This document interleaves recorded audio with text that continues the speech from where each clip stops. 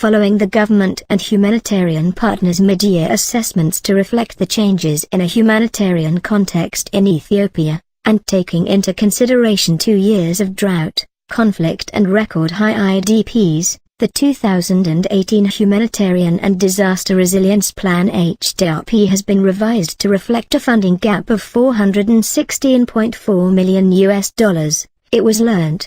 The UN Office for the Coordination of Humanitarian Affairs (OCHA) in its latest statement released on Monday, October 8, 2018 said that at least 7.95 million people are currently targeted for relief food, cash assistance, while the rest 9.45 million need non-food support, at a cost of $1.494 billion. Accordingly, OCHA said that the revised HDRP currently faces a gap of $416.4 million. Despite the general good performance of this year's Belgrane's fall rains, the number of people targeted for relief food and cash support remains largely unchanged due to a significant spikes in internal displacement since April 2018, the statement added.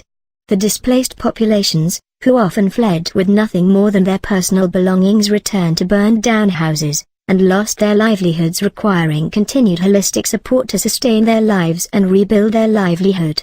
The statement also highlighted, for Ethiopia to continue to respond to the needs of the people affected by the years of drought and around the million people displaced due to conflicts along the Oromia and Somali border in September 2017, it needs resources.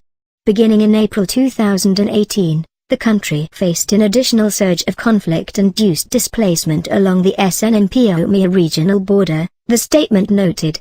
International partners acknowledge and appreciate the government of Ethiopia's lead in addressing the IDP crisis in the country, especially in the first half of 2018, the statement quoted Gillian Melsop, the acting humanitarian coordinator for Ethiopia. We will continue to scale up the response for the remainder of the year to provide assistance to the affected people, wherever the need may be, but we urgently require additional funding, said Melsop.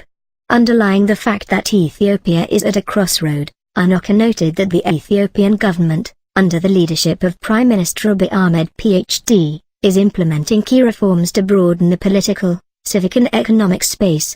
However, the impacts of intercommunal tensions present a challenge for the new leadership. Localized intercommunal violence continues to cause large-scale displacement, civilian casualties, as well as damage of properties and infrastructure.